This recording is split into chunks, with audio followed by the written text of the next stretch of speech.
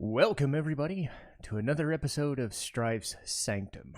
My name is Citizen Strife, and this week, and potentially next week, now that I think about it, I'm actually going to shed my normal, I'm usually happy-go-lucky, or reasonable, or, positive interpretation of shows.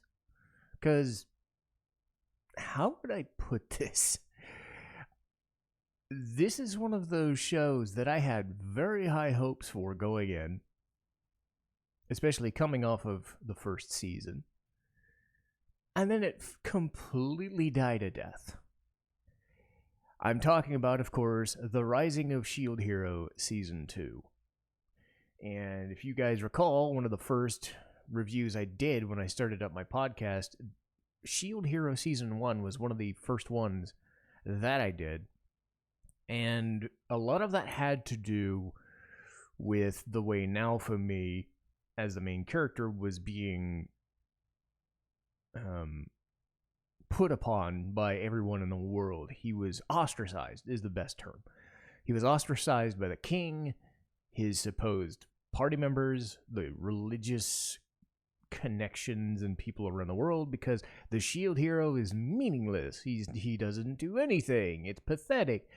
And then they ended up finding out that he had an affair with Malty, otherwise known as Bitch.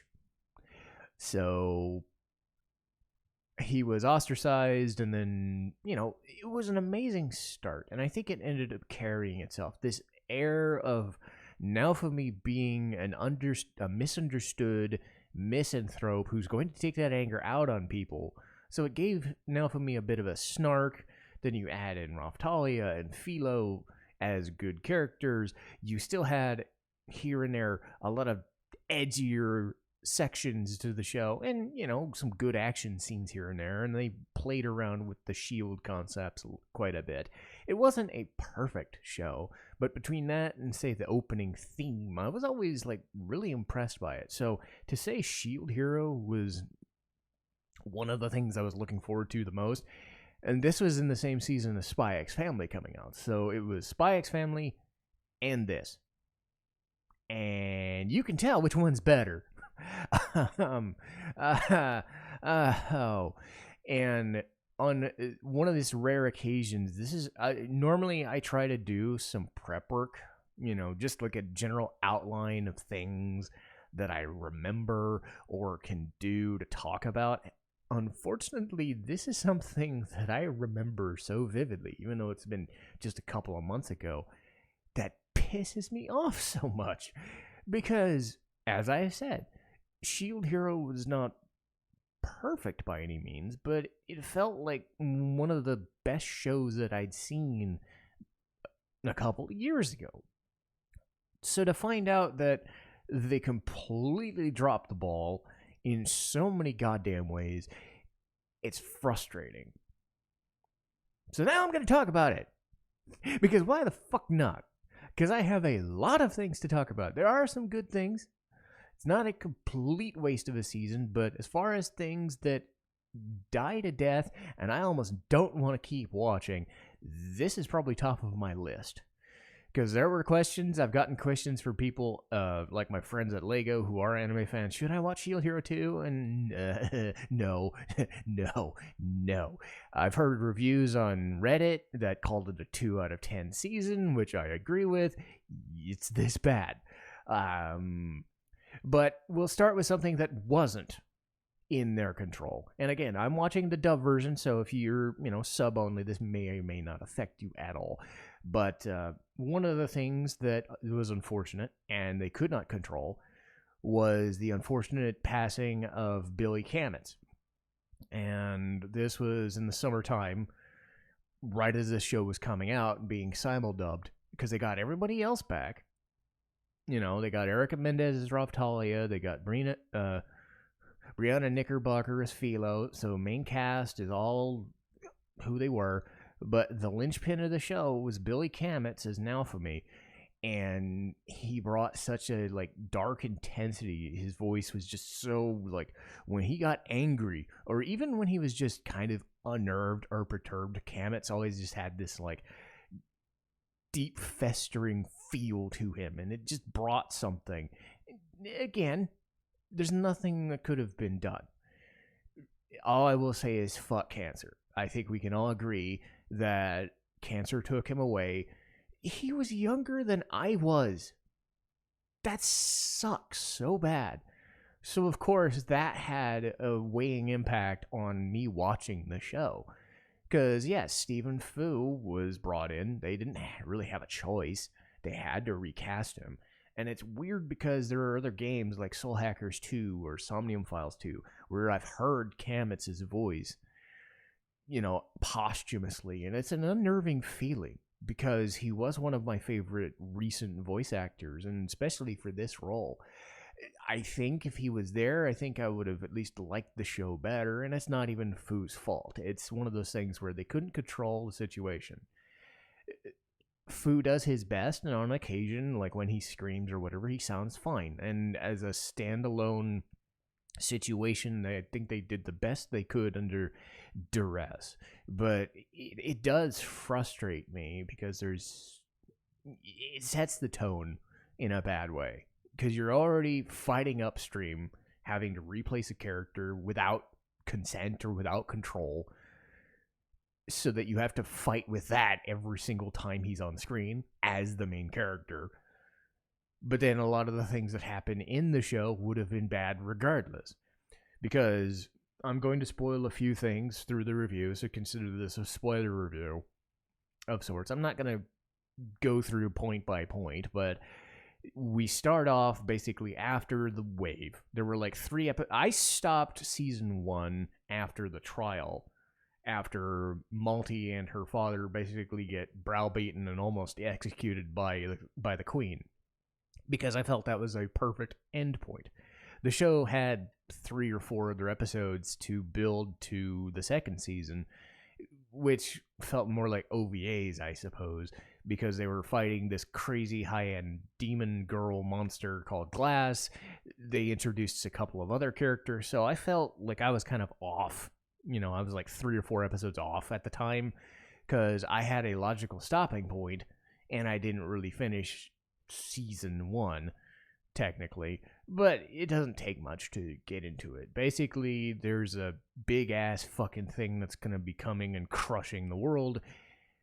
And that's one of your biggest problems, is they build up this giant thing known as the Spirit Tortoise. And they spend like 6 episodes fighting this Spirit Tortoise thing. It's fine because the battles and all the cool effects and shit, and it's nice to have a bombastic situation. But I don't really feel an engagement with this whole Spirit Tortoise thing. It's a force of nature villain, and it's not even a villain. It's more like misunderstood nature coming to beat the shit out of you kind of thing. And of course there are more going into it, but the idea is Naofumi, his group, and the Queen's forces are trying to stop it from stomping things and taking spirit energy and whatnot, and that's fine.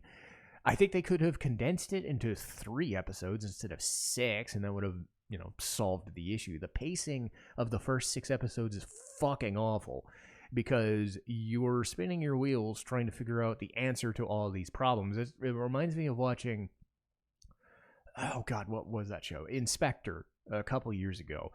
It fancied itself as a sort of standalone detective fiction with yokai in it, with this character who's kind of a smartass, and they do these like small missions here and there, and these yokai and whatever, and then they go and they spend 7 episodes making a satire of social media, because that's how you're supposed to beat the big bad of the season. It reminded me of that, but at the first part of the show.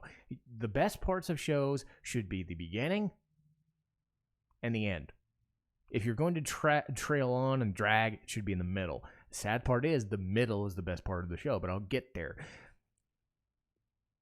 the shield tortoise situation is they're building this up and they're building this up as this crazy thing that needs to be stopped because it's going to sap the energy of surrounding villages and destroy everything. That's fine. But again, you're spending 6 episodes telling what could be done in 3. Usually side stories should be told in 2 or 3 or maybe even 4 episodes. If you go any longer than that telling any specific story, you run the risk of fatigue. When you add in the fact that the Spirit Tortoise was mostly there to reveal this season's villain known as Kyo, this is fine, okay. Kyo's gonna do something mean and awful. That's great. Okay. So we've established we have a villain for this thing. That's fine. I mean, to an extent, Malty and Moriyasu and whatever were the villains of the piece, and they fought the church, but it never felt like Shield Hero was fighting anything other than the waves. Whatever. Need a big bad guy? That's fine, but did you need to spend 6 episodes building up a thing that was slow building and dumb for it to happen? Not really.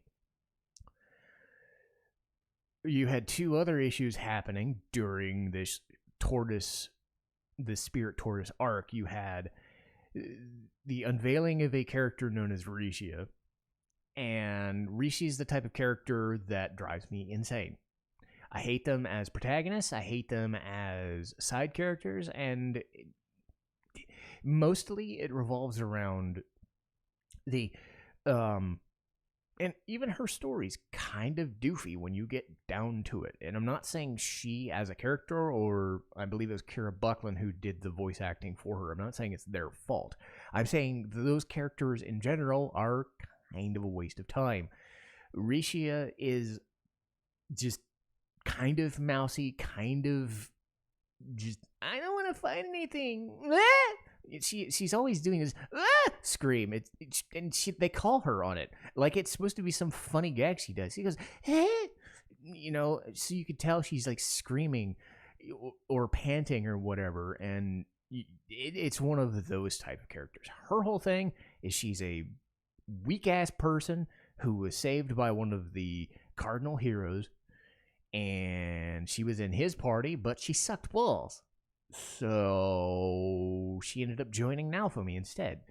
And it was the, hey, I learned to be self-reliant and be super powerful, and she does it. But until she gets to that point, the show does its damnedest to focus all of its energy, not on Raftalia, the awesome side character that Naofumi has, not Philo, the awesome mascot character that Naofumi has, or not Naofumi himself, because we've established them.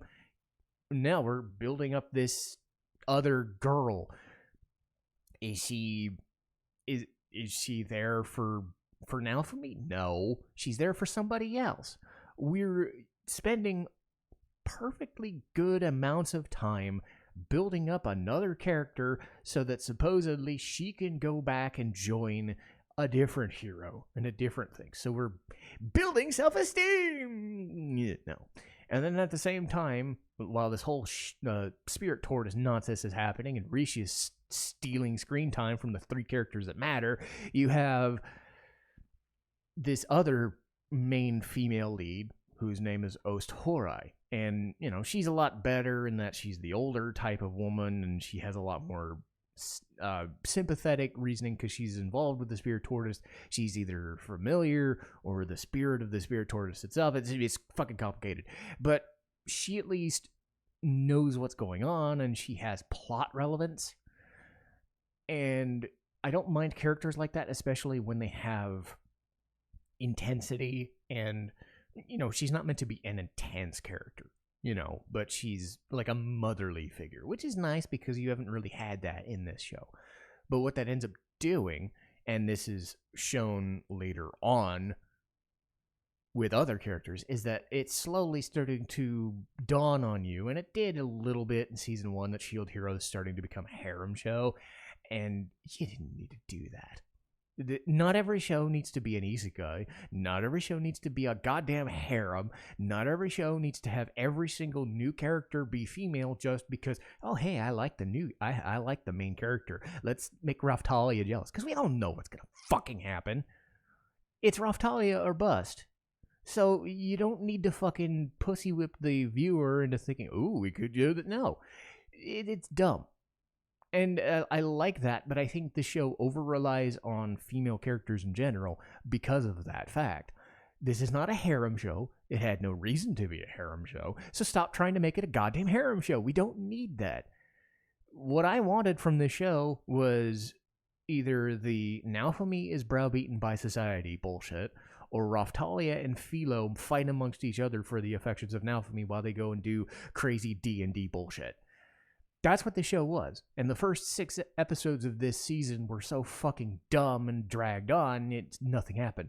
Thankfully, the middle part of the show is the most shield hero part of it. They end up in this place called the Infinite Labyrinth. And they find, guess what? Another girl. But it happened upon that this girl, Kizuna, is the best character of the whole fucking season. So she fights with this like blade that can't strike anybody, so she actually fights with a fishing pole, which is weird, but go with it. So she can hook things and just wrench them back and forth so other people can do damage or weird other shit. So she's part of the cardinal heroes of this world, which is more based in Japan. It's not Japanese, but it's pseudo-Japan, basically. And that stuff's cool. Naofumi and his party going into different places, doing different things, and doing shield hero type shenanigans in a different world. They're trying to track down Kyo and trying to gain their powers back. And Kizuna is holding the show barely together by force of will. Because, yes, again, it's another female character, but she's not really fighting for the affections of Naofumi, at least too much. You know, Raftalia gets a new power, Philo becomes a new pretty bird because Philo's a fucking pretty bird. Yeah, that's what I meant. I almost said a bad phrase, but basically Philo looks pretty in a different way because she was the giant freaking chocobo girl in the first season. Now she's like a small hummingbird in this world. It's cool. But Philo doing Philo things, which is cute. Raftalia doing Raftalia things because she's the strength user in the party, you know, whatever. It's starting to finally fall back into place. And, you know, you got this new locale that's all, you know, feudal Japan looking. It's kind of neat. All of the designs are feudal Japan, and I'm a sucker for that shit, especially since the first part of the show, first season, was set in D&D world. You know, kings and dragons and demons and more dragons and shit. Because the waves apparently occur in every world, in everything. And Kyo is trying to do his damnedest to fuck around with Naofumi and the party and siphon their energy and shit. So that's why they spent so long with the Spirit Tortoise bullshit. And things go along and go along and go along. And by then we're almost done. So I already know that the season's almost done. But almost like a last insult, they finally track down the villain of the piece and they try to tell you, like, what is this guy's motivation, right? Something that gets lost in all of the D&D bullshit is the fact that this was an isekai, so you had the whole everybody's a NEET and they would transferred from another world and whatever, and it's all stats and, you know, other video game bullshit, which honestly doesn't come up anymore, or shouldn't. And then you're reminded of it, and it's kind of dumb. Like, Naofumi is a NEET to an extent, but he never comes across as a guy whose whole existence is defined by it. What they end up telling you is that Kyo, this big bad who's been siphoning energy and creating all these monsters and deciding to destroy the world via the waves, turns out he's a NEET. He's a fat nerd in front of a computer screen. Okay. So you're telling me he's a NEET, transported to another world, and he's going to revel in his desires as a second chance to fuck around with humanity, because instead of being a stupid fat nerd, he's a stupid evil genius with dorky glasses. Okay. Kind of wasted the first part of the 12th episode where we have to finish the fucking show because we gotta kill this guy. Whatever, but So between the Spirit Tortoise thing and Kyo being just a stupid NEET, we're we're fighting upstream. But Kizun is still there. It's still good. And then they end up killing the guy via the power of friendship.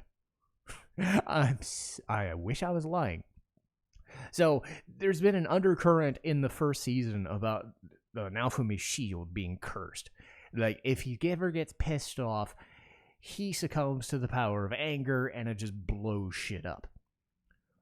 So instead of letting Kyo goad Naofumi into blowing shit up via anger, they do the stupid thing where Raftalia, Rishia, Philo, and others like take his hands and try to just like, no, we're with you the entire way and we're gonna save you, and then it just becomes this crazy beam of friendship light and it destroys the guy. I wish I was making that up, but I'm not.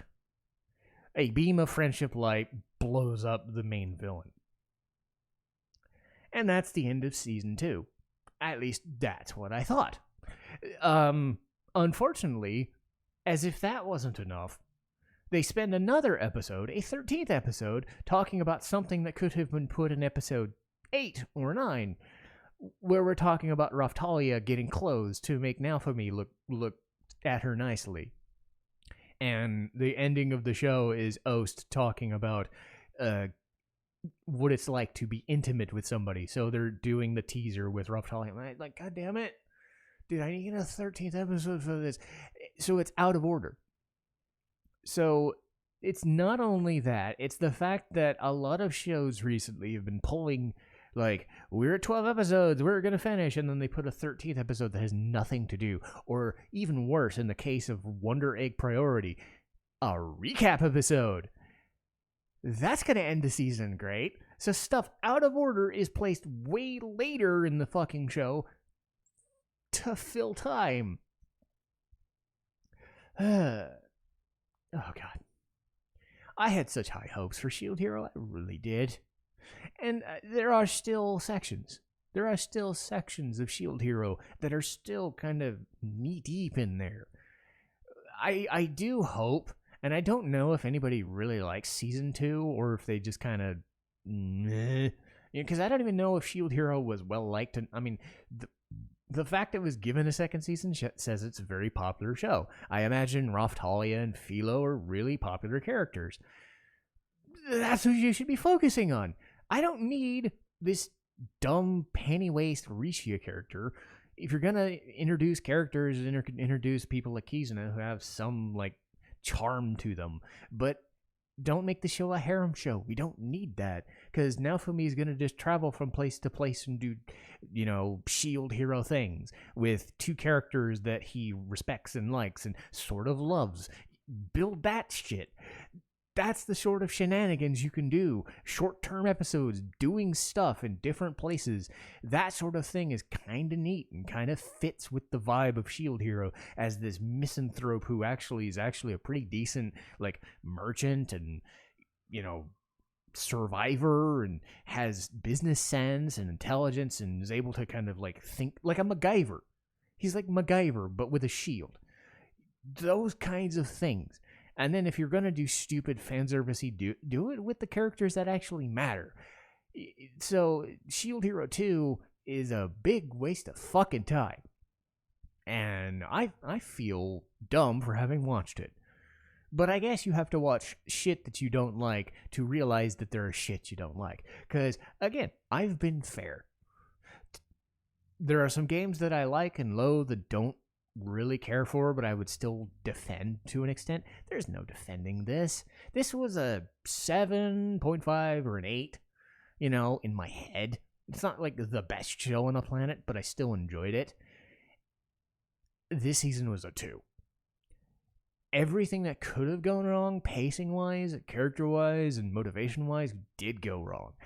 And I really fucking hope that whoever wrote this ends up figuring the fuck out, because I don't know if I could handle another season of this junk, which is a real shame. So would I recommend it? Absolutely fucking no, I would not.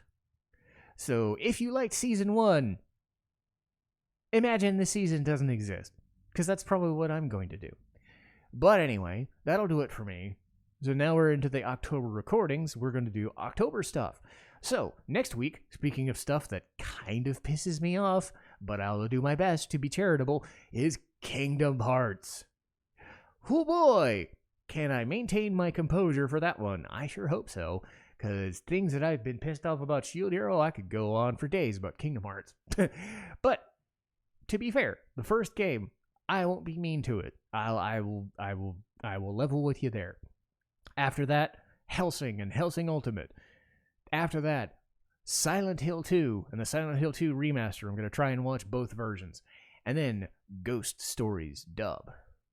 So we've got a full slate for October, and I already have things in mind as to what I'm going to do in November, but I'll get to those when I need to. However, that'll do it for me. I'll see you guys next time. Citizen Strife, signing off.